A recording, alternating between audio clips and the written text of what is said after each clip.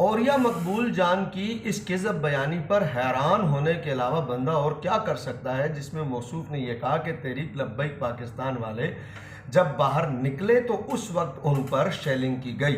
میں اوریا مقبول جان صاحب کو تھوڑا سا یاد دلانا چاہتا ہوں کہ آج اگر آپ کو پی ٹی آئی والے اتنے اچھے لگنے لگ گئے ہیں اور پی ٹی آئی والوں سے آپ کی محبت اگر اتنی بڑھ گئی ہے تو خدا را کذب بیانی مت کیجیے۔ آپ کی اطلاع کے لیے عرض ہے کہ رحمت للمسجد عالمین مسجد کے سامنے روزہ میں رمضان المبارک میں روزے کی حالت میں کارکنان بیٹھے ہوئے تھے پرامن، اور فجر کی نماز کے بعد پولیس نے دھاوا بولا اور ان پر شدید قسم کی شیلنگ اور فائرنگ کی گئی۔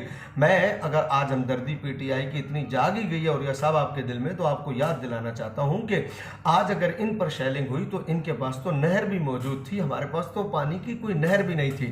ان پر تو صرف پانی کا چھڑکاؤ کیا گیا، ہم پر تو تیزاب پھینکا گیا۔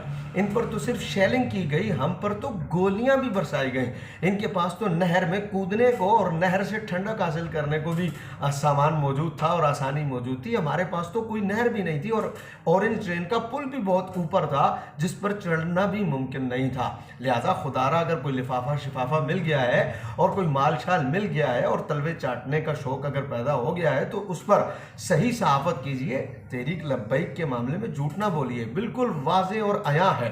جو کچھ ان کے ساتھ ہوا اور جو کچھ ہمارے ساتھ ہوا اس میں بالکل واضح اور عیاں ہے۔ اور رہی بات ان کے ساتھ کیا ہوا، ہمارا دل ابھی بھی ٹھنڈا نہیں ہوا۔ ہمارے بابا جی نے کہا تھا انہوں نے کلیاں کلیاں ماری تے گن لے مولا انہوں تے ہلے کلیاں کلیاں مرنا باقی ہے، جیسی کرنی ویسی بھرنی۔ آداب عرض ہے۔